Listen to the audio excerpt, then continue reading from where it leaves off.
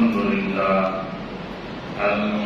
لله رب العالمين والصلاة والسلام على خاتم النبيين وعلى آله الطيبين وأصحابه المهديين وعلماء أمته المحققين وأولياء ملته الواسعين وعلينا معهم أجمعين. أما بعد فأعوذ بالله السميع العليم من الشيطان الرجيم. بسم الله الرحمن الرحيم. إن الله اشترى من المؤمنين أنفسهم وأموالهم بأن لهم الجنة يقاتلون في سبيل الله فيقتلون ويقتلون وعدا عليه حقا في التوراة والإنجيل والقرآن ومن أوفى بعهده من الله فاستبشروا ببيعكم الذي بايعتم به وذلك هو الفوز العظيم. صدق الله مولانا العظيم. إن الله وملائكته يصلون على النبي يا أيها الذين آمنوا صلوا عليه وسلموا تسليما.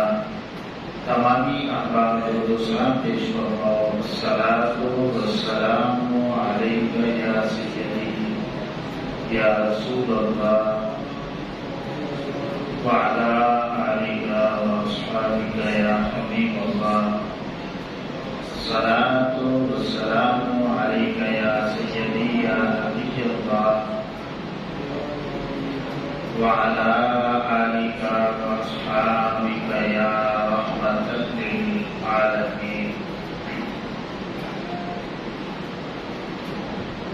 اللهم نور قلوبنا بالقرآن وزين أخلاقنا بالقرآن ونجنا من النار بالقرآن وادخلنا في الجنة بالقرآن. اللہ رب العزت کی حمد و ثنا اور آقا کریم علیہ السلام کی بارگاہ ناز میں درود و سلام کا نذرانہ پیش کرنے کے بعد آپ تمامی احباب کو السلام علیکم ورحمۃ اللہ وبرکاتہ.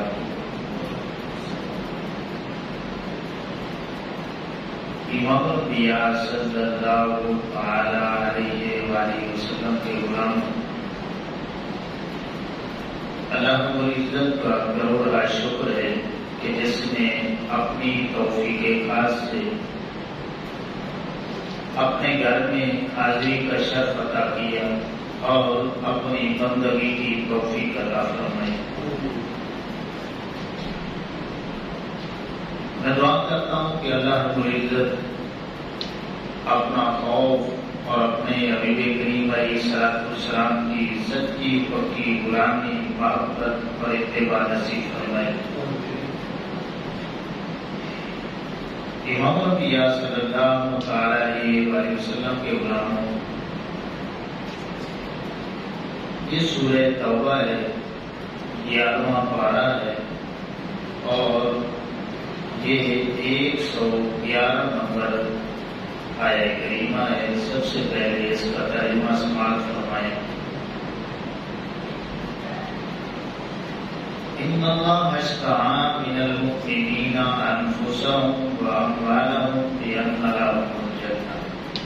بے شک اللہ نے مومنوں سے ان کے مال اور جان خرید لیے ہیں اس بدلے پر کہ ان کے لیے جنت ہے. یقاتلون فی سبیل اللہ فیقتلون ویقتلون. اللہ کی راہ میں وہ لڑتے ہیں، مارتے ہیں اور مرتے ہیں. وعدا علیہ حقا فی التوراۃ والانجیل والقرآن. اور اس کے ذمہ کرم پر ہے سچا وعدہ جو توریت میں ہے اور انجیل میں اور قرآن مجید میں۔ وَمَنْ أَوْفَىٰ بِعَهْدِهِ مِنَ اللَّهِ فَاسْتَبْشِرُوا بِبَيْعِكُمُ الَّذِي بَايَعْتُم بِهِ۔ اور اللہ سے زیادہ قول کا پورا کرنے والا کون ہو سکتا ہے؟ تو خوشیاں مناؤ اپنے سودے کی جو تم نے اس سے کیا ہے، وَذَٰلِكَ هُوَ الْفَوْزُ الْعَظِيمُ، اور یہی بہت بڑی کامیابی ہے۔ امام الانبیاء صلی اللہ علیہ وآلہ وسلم کے غلاموں بالکل سیم اسی مضمون کو اللہ رب العزت نے سورہ صف میں بیان کیا ہے۔ بڑی توجہ کے ساتھ آپ نے ترجمہ سماعت فرمانا ہے۔ یہ دوسرا رکوع شروع ہوتا ہے اور 10 نمبر آیہ کریمہ ہے۔ اللہ فرماتا ہے کہ یا ایھا الذین آمنوا هل ادلکم علی تجارۃ تنجیکم من عذاب الیم۔ اے ایمان والو، کیا میں بتا دوں وہ تجارت جو تمہیں دردناک عذاب سے بچائے؟ تؤمنون باللہ ورسولہ وتجاہدون فی سبیل اللہ باموالکم وانفسکم۔ ایمان رکھو اللہ اور اس کے رسول صلی اللہ علیہ وآلہ وسلم پر، اور اللہ کی راہ میں اپنے مالوں سے اور جان سے جہاد کرو۔ ذالکم خیر لکم ان کنتم تعلمون، یہ تمہارے لیے بہتر ہے اگر تم جانو۔ یغفر لکم ذنوبکم، وہ تمہارے گناہ بخش دے گا۔ ویدخلکم، اور تمہیں داخل فرمائے گا جنات تجری من تحتها الانہار، تمہیں باغوں میں لے جائے گا جس کے نیچے نہریں رواں ہیں۔ ومساکن طیبۃ فی جنات عدن، اور پاکیزہ محلوں میں لے جائے گا جو بسنے کے باغوں میں موجود ہے۔ ذالک الفوز العظیم، یہی بڑی کامیابی ہے۔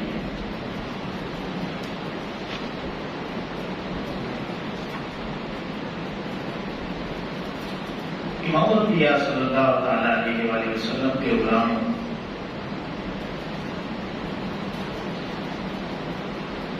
ان آیات طیبات میں اللہ رب العزت نے ایک تجارت کا ذکر کیا ہے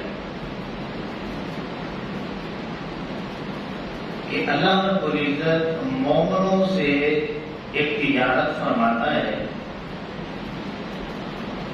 کہ ان سے ان کی جانیں اور ان کے مال وہ خرید لیتا ہے، بدلے میں انہیں جنت عطا فرما دیتا ہے۔ اب امام الانبیاء صلی اللہ علیہ وآلہ وسلم کے غلاموں، ہر دور میں اللہ کے بندے اللہ سے تجارت کرتے رہے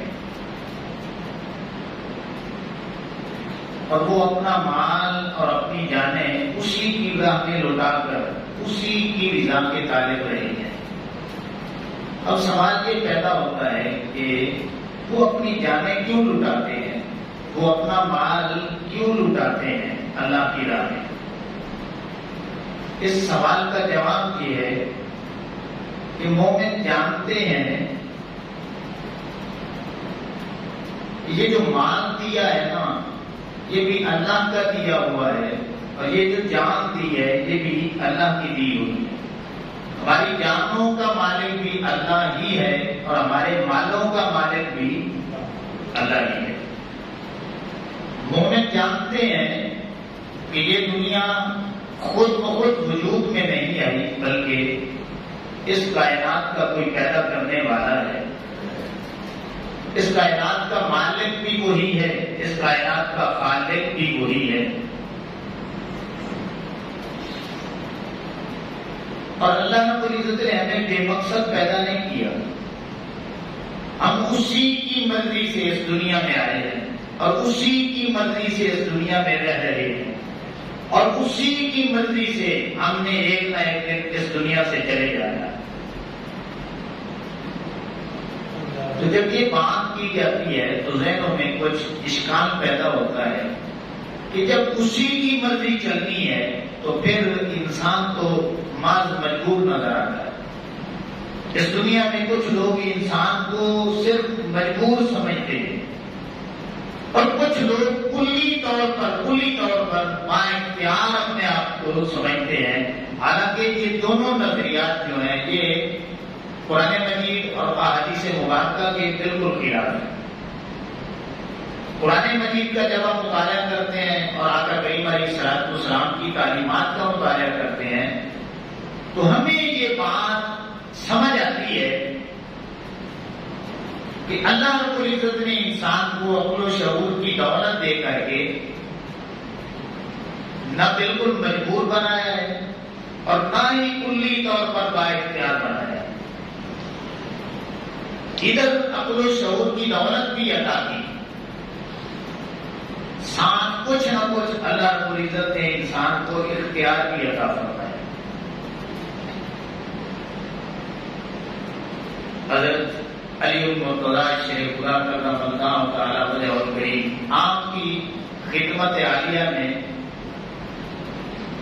ایک سوال کیا جاتا ہے کہ حضرت بتلائیے کہ انسان کو اللہ نے بااختیار بنایا ہے یا مجبور بنا کے دیا ہے؟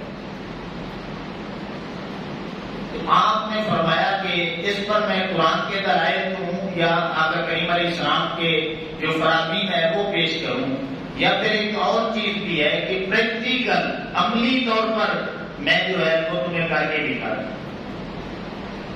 اب وہ کہنے لگا حضرت قرآن میں بھی یقیناً موجود ہوگا کہ اللہ کا کلام ہے، آقا کریم علیہ السلام نے بھی وضاحتیں فرمائی ہوں گی، لیکن اگر پریکٹیکل بات ہو جائے تو ذرا جلدی سمجھ میں آ جائے گی۔ تو مولا کائنات مولا مرتضی شیخ خدا کرم اللہ تعالی وجہ اور کریم آپ نے فرمایا کہ کھڑے ہو جاؤ۔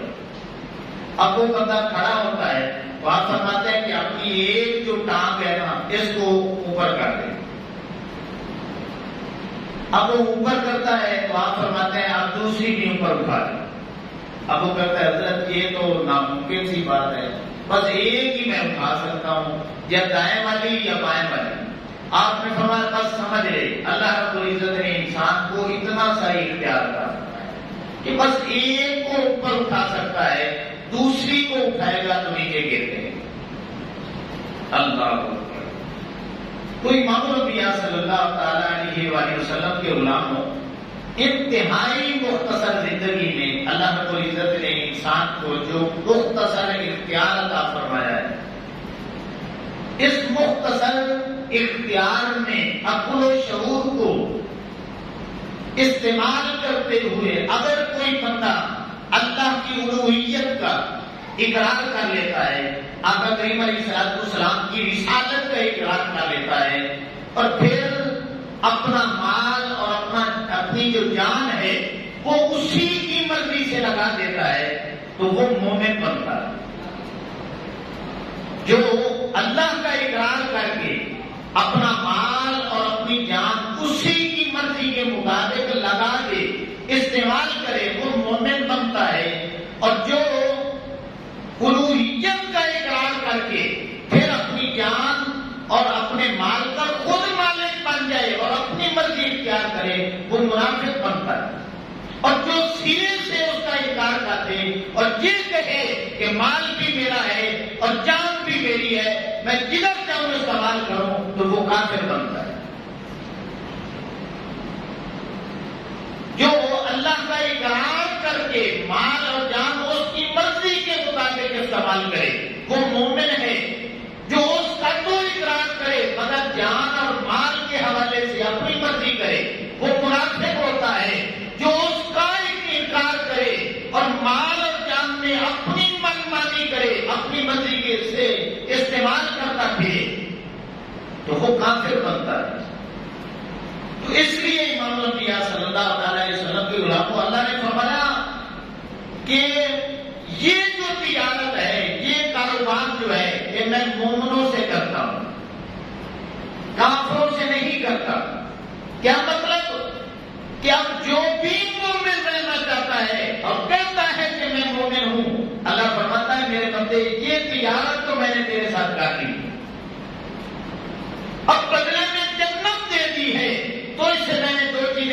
کی ہیں، تیری جان بھی میں نے لے لی ہے اور تیرا مال بھی میں نے لے لیا ہے کہ میرے بندے اب یہ تیری جان پہ بھی تیری مرضی نہیں چلے گی، تیرے مال پہ بھی تیری مرضی نہیں چلے گی۔ اگر اس انداز میں تو استعمال کرتا ہے تو پھر سمجھ لے یہ جو تجارت ہے اس کا تو عملی طور پہ انکار کر رہا ہے۔ اللہ اکبر۔ تو جو اقرار کرتا ہے اس تجارت کا وہ مومن ہوتا ہے اور جو انکار کرتا ہے وہ کافر بنتا ہے۔ اللہ اکبر۔ ہم امام الانبیاء صلی اللہ تعالی علیہ وآلہ وسلم کے غلاموں بڑی بریک باتیں ہیں، ذرا توجہ فرمائیں گے تو بات سمجھ آئے گی کہ اللہ رب العزت کیوں اپنے بندوں سے تجارت کرنا چاہتا ہے، جبکہ مومنوں نے اقرار کر لیا ہے کہ مالک جان بھی تیری دی ہوئی ہے، مال بھی تیرا دیا ہوا ہے، حقیقی مالک بھی تو ہے، تو پھر وہ کیوں تجارت کرنا چاہتا ہے؟ اس کا جواب سن لیں، جواب سن لیں۔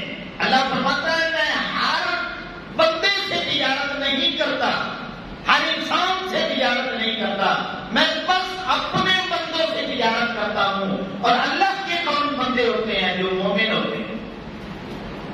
ہر سے تجارت نہیں کرتا، صرف جو مومن ہوتے ہیں میں ان سے تجارت کرتا ہوں۔ اے مالک تجارت کیوں کرنا چاہتا ہے؟ اللہ فرماتا ہے کہ میرے بندوں پھر سن لو، پہلی بات تو یہ ہے تجارت اس لیے کرتا ہوں کہ میں امتحان لینا چاہتا ہوں۔ تجارت اس لیے کرتا ہوں کہ میں امتحان لینا چاہتا ہوں کہ مال میں نے دیا ہے، جان میں نے دی ہے، تو اب یہ اقرار کرتا ہے یا نہیں کرتا کہ یہ مالک کا ہے۔ تجارت میرے بندوں اس لیے میں مومنوں سے کرتا ہوں کہ میں محبت بڑھانا چاہتا ہوں۔ اے میرے بندوں تمہارا سوال ہے نا کہ میں تجارت کیوں کرنا چاہتا ہوں؟ اس لیے کرنا چاہتا ہوں کہ تمہاری نعمتیں میں بڑھانا چاہتا ہوں۔ میرے بندوں تمہارا سوال یہ ہے کہ تو سوال کیوں کرنا چاہتا ہے؟ میرے بندوں سن لو، تجارت اس لیے کرنا چاہتا ہوں کہ تمہیں اپنی رضا کی سند ادا کرنا چاہتا ہوں۔ اب سن لیں، پہلی بات تجارت صرف مومنوں سے ہوگی۔ تجارت اس لیے کرتا ہے کہ امتحان لینا چاہتا ہے، تجارت اس لیے کرتا ہے کہ محبت بڑھانا چاہتا ہے، تجارت اس لیے کرتا ہے کہ وہ نعمتیں بڑھانا چاہتا ہے، تجارت اس لیے کرتا ہے کہ وہ اپنی رضا کی سند اپنے بندوں کو ادا کرنا چاہتا ہے۔ ابھی بھی میری باتیں آپ کو سمجھ نہیں آئی تو میں ایک مثال دینا چاہتا ہوں۔ مثال انشاءاللہ آپ کو بات بالکل کلیئر سمجھ آئے گی کہ آپ اپنے بچے کو اٹھا کے دکان پہ لے جاتے ہیں، آپ نے اپنے بچے کو گود میں لیا ہے، دکان پہ گئے ہیں اور اس بچے نے جس چیز پہ بھی انگلی رکھی ہے تو آپ نے فوراً وہ چیز اٹھا کے آپ نے اپنے بچے کے ہاتھ میں تھما دیا۔ کیا یہ رویہ آپ ہر بچے کے ساتھ کرتے ہیں؟ بولے تو صحیح یار، سارے بولیں۔ آپ جو بھی گلی میں بچہ ملے آپ اسے گود میں اٹھا لیں، وہ جو بھی دکان پہ آپ کو کہے تو آپ وہ چیز لے کے دے دیتے ہیں؟ نہیں کرتے۔ آپ کیوں لے کے دے رہے ہیں؟ پہلا سوال یہ ہے، آپ جواب دیں گے کہ میرا اپنا بچہ ہے، اس لیے میں جو ہے نا یہ جو بھی چیز مانگے گا میں اسے لے کے دوں گا۔ یہ آفر جو ہے صرف میرے اپنے بچوں کے لیے۔ اللہ اکبر۔ اب دوسری بات کہ آپ نے اپنے بچے کو کوئی بھی چیز لے کے دی ہے، کھانے پینے کی، جوس بھی لے کے دے دیا ہے، تو آپ کے ساتھ بھی یہ ایکسپیرینس ہوا ہوگا کہ آپ کیا کرتے ہیں کہ آپ اسی بچے کو کہتے ہیں، اپنا بیٹا ہے آپ کا، کہ مجھے بھی دے دو۔ آپ مانگتے ہیں نا، کیوں مانگ رہے ہیں؟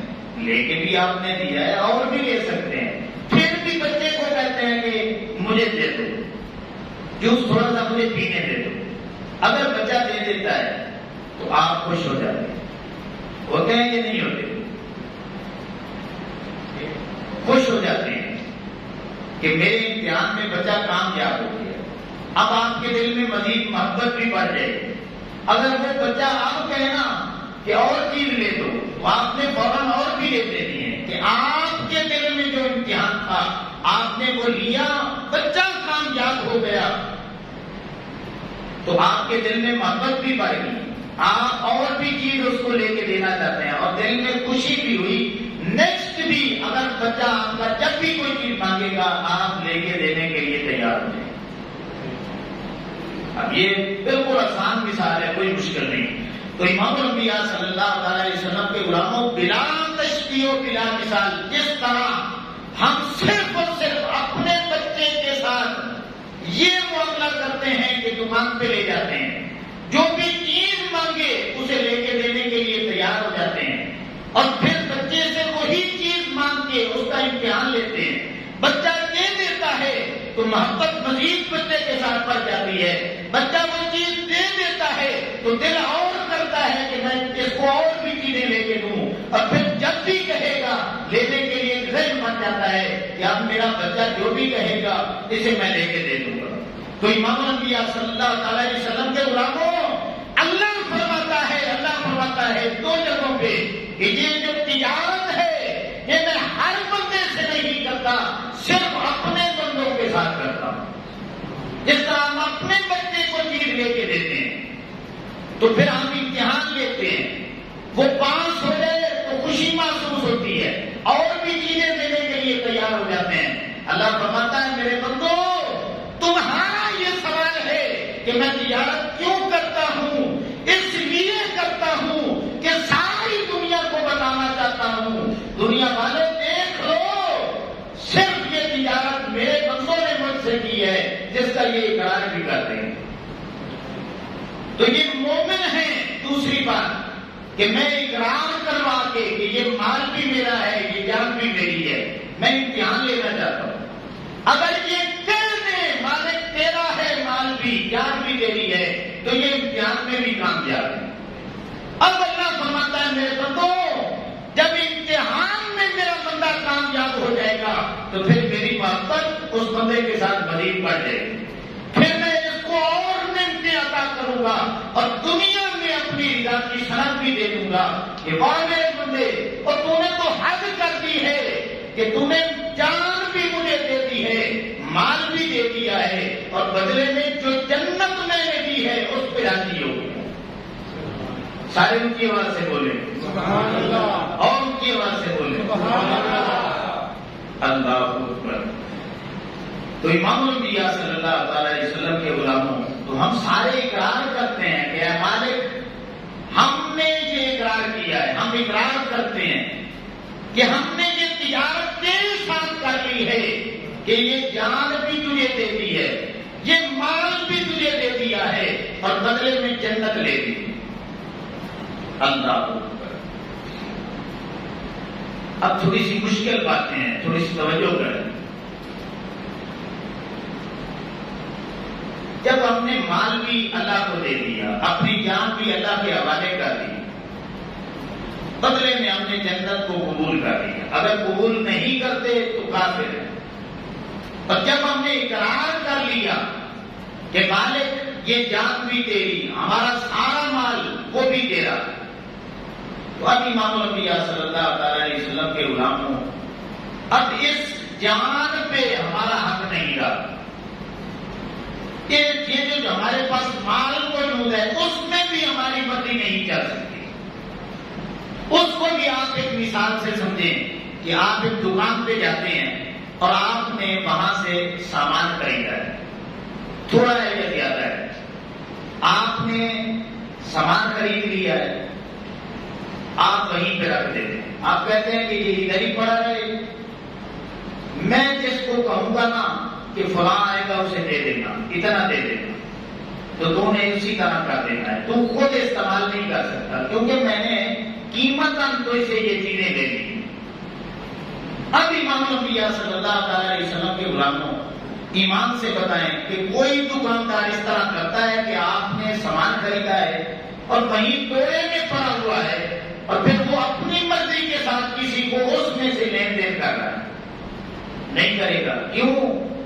وہ ساری دنیا کو بتائے گا کہ میرا سودا بیچ چکا ہے، میں نے یہ سامان دے دیا ہے، بدلے میں نے پیمنٹ وصول کر لی ہے. تو اللہ فرماتا ہے میرے بندو، وہ بدلے میں جنت دے دی ہے، اب تمہارا جو مال ہے تمہارا نہیں رہا، یہ میرا ہو چکا ہے. اب یہ جو جان ہے تمہارے پاس یہ بھی میں نے خرید لی ہے، یہ اب تمہاری نہیں گئی، اب یہ میری جان بن چکی ہے. اللہ اکبر. تو امام الانبیاء صلی اللہ تعالی علیہ وسلم کے غلاموں، آپ کو پتا ہے کہ عبادات کی 2 قسمیں ہیں. کتنی قسمیں؟ یا جانی عبادت ہوتی ہے یا مالی عبادت ہوتی ہے. جتنی بھی عبادات ہیں، یا جانی عبادت ہے کہ آپ اس جسمانی وجود کے ساتھ وہ عبادت کی کوئی بھی شکل ہے اس وجود کے ساتھ کرتے ہیں، یا اس عبادت کا تعلق مال کے ساتھ ہوتا ہے. نماز کا تعلق کس کے ساتھ ہے؟ ہمارے جسم کے ساتھ ہے کہ ہم نے نماز اعضائے بدن کے ساتھ پڑھنی ہے. روزہ ہم نے کدھر رکھنا ہے؟ ظاہری جسم کے ساتھ رکھنا ہے. ہم نے جو تجارت کرنی ہے، حلال رزق کمانا ہے، تو وہ کس کے ساتھ کمانا ہے؟ ظاہری جسم کے ساتھ کمانا ہے. ہم نے جو جہاد کرنا ہے اور میدان میں نکلنا ہے، اپنی جان کی قربانی دینی ہے، تو وہ کس کے ساتھ دینی ہے؟ اپنی ظاہری وجود کے ساتھ دینی ہے. تو اللہ فرماتا ہے میرے بندو، تو یہ جان اب تمہاری نہیں ہے، یہ میری ہے، میں نے خرید لی ہے، بدلے میں جنت دے دی ہے. کیا مطلب؟ میرے بندو اب تم وعدہ کر چکے ہو، ہمیں جنت قبول ہے. اللہ فرماتا ہے کہ اب تم اپنی جان اپنی مرضی کے مطابق کہیں پہ بھی نہیں لے کے جا سکتے. بس جب میرا بلاوا آئے گا، آذان کی آواز بلند ہوگی، تو دوڑتا ہوا مسجد میں آئے گا، اقرار کرے گا، اے مالک تیرے ساتھ میرا سودا پکا ہو چکا ہے اور میں نے وعدہ کیا ہے، بدلے میں جنت لے لی ہے. اب یہ جو جان ہے اس پہ میری مرضی نہیں چلنی، تیری مرضی چلنی ہے. میں مسجد میں آ کے بتا رہا ہوں، اے مالک کو تجارت مجھے قبول ہے.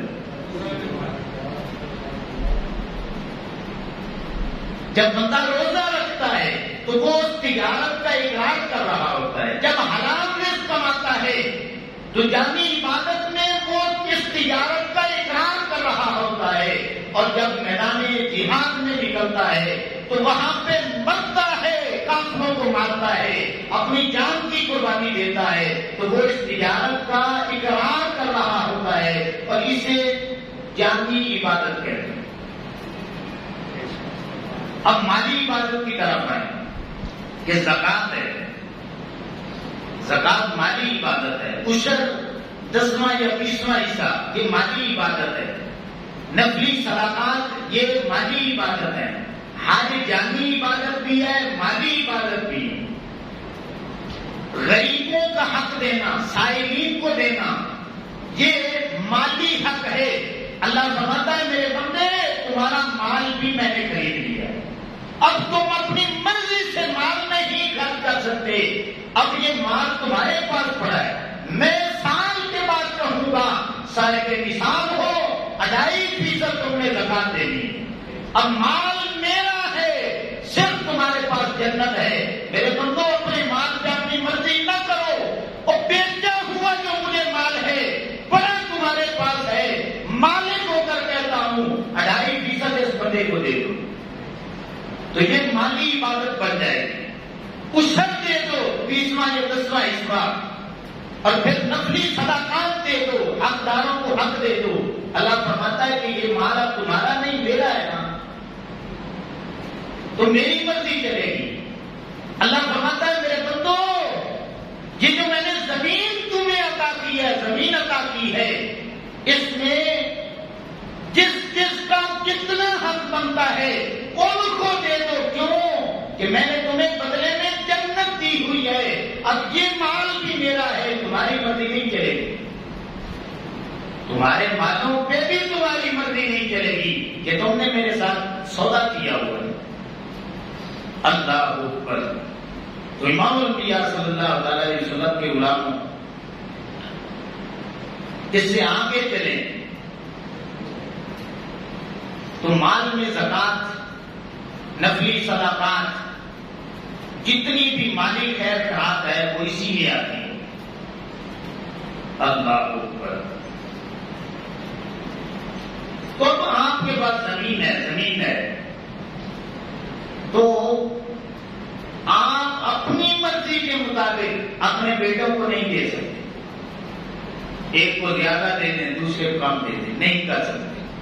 اللہ فرماتا ہے میرے بندے وعدہ یاد کر، تو نے اقرار کیا ہے جان بھی تیری مال بھی تیرا، اب یہ جو زمین ہے تیری مرضی کے مطابق تقسیم نہیں ہوگی، میری مرضی کے مطابق تقسیم ہوگی، میری مرضی چلے گی۔ تو بندہ پوچھتا ہے مالک کس طرح؟ اللہ فرماتا ہے میرے بندے پڑھ میرا کلام، میرا قرآن پڑھ، اس میں میں نے ساری ڈیٹیل دے دی ہے کہ ماں باپ کا کتنا حصہ ہے، بیوی بچوں کا کتنا حصہ ہے، بیٹیوں کا کتنا حصہ ہے، دیگر رشتے داروں کا کتنا حصہ بنتا ہے، ساری ڈیٹیل میں نے قرآن مجید میں بیان کر دی۔ اللہ اکبر۔ اب امام الانبیاء صلی اللہ علیہ وسلم کے غلاموں، حوصلے سے سننے والی باتیں ہیں۔ عمومی طور پہ ہم جب وراثت کا معاملہ آتا ہے تو ہمیں بیٹے تو یاد رہتے ہیں، اگر بھول جاتی ہیں تو بہنیں بھول جاتی ہیں، بیٹے تو یاد رہتے ہیں مگر بھول جاتی ہیں تو پھر بیٹیاں بھول جاتی ہیں۔ یہ ہوتا ہے یا نہیں ہوتا؟ بہنیں بھول جاتی ہیں وراثت میں، بیٹیاں بھول جاتی ہیں، یہ اس سے آگے چلے تو بیوی بھی بھول جاتی ہے۔ اور جس نے ساری زندگی تمہارے ساتھ وقت گزارنے کی موت تک قسم اٹھائی ہے، کیا موت ہی ہمیں جدا کر سکتی ہے، کیا تم نے اس کے ساتھ بھی بھلا نہیں کیا؟ پھر اللہ نے اس کا بھی حصہ مقرر کیا ہے لیکن ہم نے اس کا بھی حصہ کھا لیا، بیٹیوں کا حصہ کھا گئے، اپنی بہنوں کا حصہ کھا گئے۔ اور یہ ذہن میں رکھ لیں کہ قرآن مجید میں سخت وعیدیں موجود ہیں۔ اب میں قرآن مجید اوپر سے دیکھ کے پڑھ کے آپ کو سنانا چاہتا ہوں۔ اللہ فرماتا ہے، یہ سورہ نساء ہے، آیت نمبر 6 سے صرف ترجمہ آپ سنیں۔ اللہ فرماتا ہے،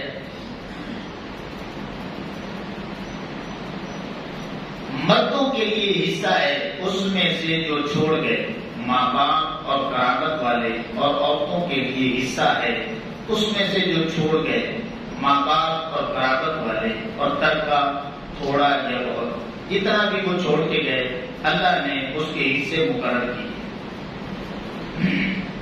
حصہ ہے اندازہ باندھا ہوا، پھر بانٹتے وقت اگر رشتہ دار اور یتیم اور مسکین آ جائیں تو اس میں سے انہیں بھی کچھ دے دو، اور ان سے اچھی بات کہو اور ڈریں وہ لوگ کہ اگر اپنے بعد ناکماں اولاد چھوڑتے تو ان کا کیسا انہیں خطرہ ہوتا۔ تو چاہیے کہ اللہ سے ڈریں اور سیدھی بات کریں۔ وہ جو یتیموں کا مال نہ حق کھاتے ہیں تو اپنے پیٹ میں نیری آگ بھرتے ہیں، اور کوئی دم چاہتا ہے کہ بھڑکتے دھڑے میں چلے جائیں، کوئی دم یہ چاہتا ہے کہ ہم آگ میں چلے جائیں۔ آگے اللہ نے فرمایا کہ اللہ تمہیں یہ حکم دیتا ہے کہ تمہاری اولاد کے بارے میں بیٹے کا حصہ 2 بیٹیوں کے برابر ہے، بیٹوں کا حصہ 2 بیٹیوں کے برابر ہے۔ پھر اگر صرف لڑکیاں ہوں، اگرچہ 2 سے اوپر ہوں، تو ان کو ترکہ کی 2/3 حصہ ملے گا، اور اگر ایک لڑکی ہے تو اس کا آدھا حصہ ملے گا۔ اب یہ لمبا رکھو ہے، صرف میں آپ کو بتانا چاہتا ہوں کہ یہ آیات طیبات نازل کیوں، کون سی وجہ بنی کہ اللہ رب العزت نے ان آیات طیبات کو نازل کیا؟ یہ صحیح احادیث مبارکہ جو مسند احمد میں موجود ہے 6354 نمبر حدیث پاک.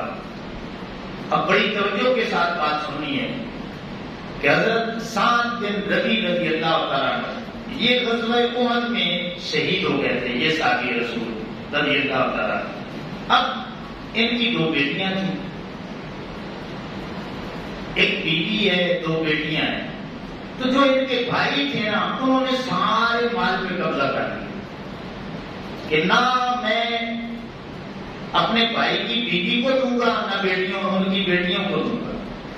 تو انہوں نے جا کر کے آقا کریم علیہ السلام کی بارگاہ میں شکایت لگائی کہ یا رسول اللہ صلی اللہ علیہ وسلم، سعد بن ربیع رضی اللہ تعالیٰ عنہ جو صحابی ہیں آپ کے غزوہ احد میں شہید ہو چکے ہیں، تو اب جو ان کا بھائی ہے نا وہ سارے مال پہ قبضہ کر چکا ہے.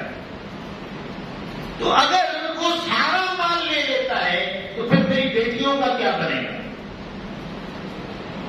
آقا کریم علیہ السلام نے فرمایا کہ آپ چلی جاؤ، میں اللہ کی وحی کا انتظار کرتا ہوں.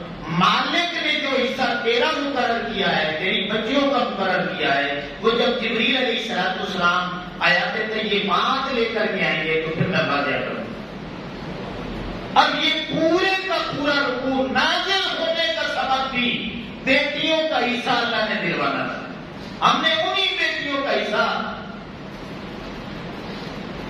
غصب کر لیے. اب کیا ہوا کہ تھوڑی دیر کے بعد جبریل علیہ السلام اترتے ہیں، یہ رکوع لے کر کے آتے ہیں. تو آقا کریم علیہ السلام پھر حضرت سعد بن ربیع رضی اللہ تعالیٰ عنہ کے بھائی کو بھی بلاتے ہیں. فرماتے ہیں کہ یہ اللہ کا کلام ہے، اسے پڑھو. پڑھتے ہیں، فرماتے ہیں کہ تجھے پتا ہے کہ یہ تیری بھتیجیاں ہیں، ان کا بھی حصہ اللہ نے قرآن میں مقرر کیا ہے، تو ان کو حصہ کیوں نہیں دیتا؟ یا رسول اللہ صلی اللہ علیہ وسلم جتنا بنتا ہے آپ کہیں میں دے دیتا ہوں. تو آقا کریم علیہ السلام نے فرمایا، صحیح حدیث موجود ہے مسند احمد کی 6354 نمبر حدیث پاک ہے. آقا کریم علیہ السلام نے فرمایا بیٹیوں کو 2/3 حصہ دے دو اور اپنے بھائی کی بیوی کو 8واں حصہ دے دو.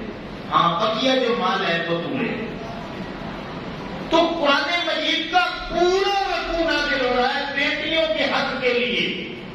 ہم نے بیٹوں کے حق میں تو ہم بڑے سیریس ہو جاتے ہیں، لیکن بیٹیوں کے حق میں کوئی بات کرنے کے لیے تیار نہیں، بہنوں کے حق کے لیے کوئی بولنے کے لیے تیار نہیں. اللہ اکبر. ایک حدیث بات میں آتا ہے، یہ بخاری میں مسلم میں موجود ہے، 3196 نمبر حدیث پاک ہے کہ آقا کریم علیہ السلام نے فرمایا، حضرت سعید بن زید رضی اللہ تعالیٰ عنہ راوی ہیں، یہ جنتی صحابی ہیں جن کو آقا کریم علیہ السلام نے جنت کی بشارت عطا کی تھی. حضرت سعید بن زید رضی اللہ تعالیٰ عنہ آپ فرماتے ہیں کہ آقا کریم علیہ السلام نے فرمایا، ان اخذ شیئا من الارض بغیر حقہ خسف بہ یوم القیامت الہ صدر الدین. کہ میں نے یہ بات آقا کریم علیہ السلام سے سنی کہ بغیر حق کے اگر کوئی صرف ایک پالش ہے، ایک گیٹ کو کہتے ہیں، ایک کی پالش جو ہے نا جگہ بغیر حق کے اگر کوئی قبضہ کر لیتا ہے تو آقا کریم علیہ السلام نے فرمایا کہ 7 زمینوں کا طوق بنا کے قیامت والے دن اللہ رب العزت کو اس بندے کے گلے میں ڈالتے ہیں. 7 زمینوں کا طوق بنا کے لعنت کا طوق اس بندے کے گاڑے میں ڈالتے ہیں اور ساری دنیا کے سامنے وہ رسوا ہوگا. دنیا دیکھے گی کہ اس بندے نے صرف ایک گٹھ زمین کھائی ہے. اب کس کی کھائی ہے؟ کسی کی بھی کھائی ہے، وہ بیٹوں کا حصہ ہے یا بیٹیوں کا حصہ ہے یا بہنوں کا حصہ ہے یا ماں باپ کا حصہ ہے، کسی بھی مسلمان کا حصہ ہے، کھایا ہے تو آقا کریم علیہ السلام نے فرمایا کہ لعنت کا طوق اس کے گلے میں ہوگا. اللہ اکبر. اب یہ مسلم شریف کی 360 نمبر حدیث پاک، حضرت ام المؤمنین عائشہ صدیقہ رضی اللہ تعالیٰ عنہ، دیگر اصحاب رسول رضی اللہ تعالیٰ عنہما کی راوی ہیں کہ آقا کریم علیہ السلام کی بارگاہ میں ایک صحابی آتے ہیں، وہ کہتے ہیں یا رسول اللہ صلی اللہ علیہ وسلم، میرا مال ایک شخص ہے وہ مجھ سے چھیننا چاہتا ہے۔ آقا کریم علیہ السلام نے فرمایا نہیں دینا۔ اس نے پھر پوچھا یا رسول اللہ صلی اللہ علیہ وسلم، وہ میرے ساتھ لڑائی کرنا چاہتا ہے۔ آقا علیہ السلام نے فرمایا تو بھی لڑائی کر۔ پھر اس نے پوچھا یا رسول اللہ صلی اللہ علیہ وسلم، اگر وہ مجھے لڑائی کے دوران قتل کر دے تو میرا کیا بنے گا؟ آقا علیہ السلام نے فرمایا تو شہید بنے گا۔ پھر پوچھا یا رسول اللہ صلی اللہ علیہ وسلم، اگر لڑائی کے دوران میں اسے مار دوں تو پھر آقا علیہ السلام نے فرمایا کہ وہ بندہ جہنم میں جائے۔ تو وراثت کے حوالے سے سن لیں کہ وارث کا حق بنتا ہے کہ وہ اٹھ کھڑا ہو، اسے لڑائی بھی کرنا پڑے، سکا بیٹا ہے تو باپ سے پوچھ سکتا ہے ابا جی میرا حصہ بنتا ہے مجھے دیں، بیٹی ہے تو وہ پوچھ سکتی ہے ابا جی میرا حصہ دیں۔ یہاں تک آقا کریم علیہ السلام نے باتیں کی، اور وہی امت آقا کریم علیہ السلام کا کلمہ پڑھنے والی، انہوں نے اپنی بیٹیوں کو، اپنی بہنوں کو اس حد تک رسوا کر دیا اور ذلیل کر دیا کہ بیٹیاں اور بہنیں ماں باپ کے بھائیوں کے ڈر کے مارے سے کہ کہیں ایسا نہ ہو یہ ہمیں دوبارہ گھر نہ آنے دیں، ڈر کے مارے کہہ دیتی ہیں کہ یہ میرے بھائی کا حصہ۔ اللہ سے ڈر جائیں، یہ دل میں رکھ لیں، جتنے بھی بیٹھے ہیں یہ میری بات نہیں ہے، یہ اللہ کا قرآن ہے، یہ وراثت کے جہاں پہ باتیں ختم ہوتی ہیں آگے اللہ فرماتا ہے، اللہ کیا فرماتا ہے؟ بڑی سخت وعید ہے کہ تلک حدود اللہ،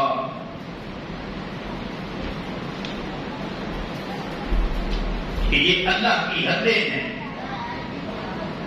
وَمَن يُطِعِ اللَّهَ وَرَسُولَهُ يُدْخِلْهُ جَنَّاتٍ تَجْرِي مِن تَحْتِهَا الْأَنْهَارُ خَالِدِينَ فِيهَا وَذَلِكَ الْفَوْزُ الْعَظِيمُ، کہ جو حکم مانے گا اللہ کا اور اس کے رسول صلی اللہ علیہ وسلم کا تو پھر اللہ اسے جنت میں داخل کرے گا جس کے نیچے نہریں جاری ہیں، وہ اس جنت میں ہمیشہ رہے گا، اور یہی بہت بڑی کامیابی ہے۔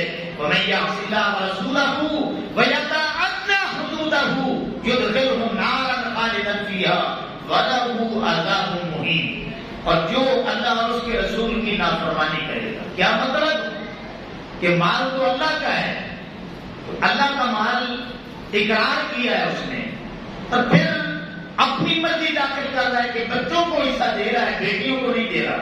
اللہ فرماتا ہے میرے بندے اب تو میری مرضی چلنی نہیں ہے، اگر اب تو مرضی چلائے گا تو پھر سن لے جو میری اور میرے رسول کی نافرمانی کرے گا تو گویا اس نے میری حدوں کو کراس کر دیا ہے۔ آگے اللہ فرماتا ہے یدخلہ نارا خالدا، میں اسے بھڑکتی ہوئی آگ میں داخل کروں گا جس میں وہ ہمیشہ رہے گا، اور اس سے بڑا عذاب کیا ہو سکتا؟ تو بیٹیوں کا حصہ کھانے والے، اپنی بہنوں کا حصہ کھانے والے، وہ خود سوچیں کہ اگر قیامت والے دن آپ کی بہنیں اور بیٹیاں کھڑی ہو گئیں، یا مالک ہم نے ڈر سے دیا تھا، اندر دل نہیں کرتا تھا، بس بھائیوں کا ڈر تھا، ماں باپ کا ڈر تھا، تو پھر آپ کو جنت کون جانے دے گا؟ ایمان کے ساتھ فیصلہ کریں۔ اور کچھ لوگ پھر کیا کہتے ہیں کہ انہوں نے خوشی نہیں دے دی۔ اچھا ناراض نہ ہوگا، کبھی بھائیوں نے بھی خوشی میں اپنی بہنوں کا اپنا حصہ دے دیا ہے۔ آج تک تو آپ نے سنا ہوگا کہیں کوئی مثال ہو زندگی میں کہ بھائی بڑے خوش ہوں اور سارا حصہ اپنی بہن کو دے دیں۔ یہ قربانی بہنیں کیوں دیتی ہیں؟ یہ قربانی بیٹیاں کیوں دیتی ہیں؟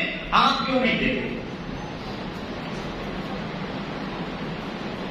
اس لیے میں آپ کو یہ مشورہ دوں گا، آپ واقعی کوئی خوشی سے اندر سے راضی ہو کے دیتی ہے تو آپ پہ حلال ہے، لیکن اندر ناراض ہے تو پھر سمجھ لیں آپ کو دولت سے کوئی بھی نہیں بچا سکتا۔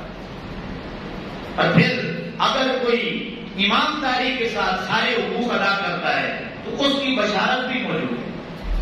یہ 4949 نمبر مشکات میں حدیث بات موجود ہے کہ حضرت ام المومنین عائشہ صدیقہ رضی اللہ تعالیٰ عنہ بیان کرتی ہیں کہ ایک عورت میرے پاس آتی ہے، اس کے ساتھ 2 بیٹیاں بھی ہیں، تو میں پھر 3 کھجوریں مہمان کے طور پہ نکال کے دیتی ہوں۔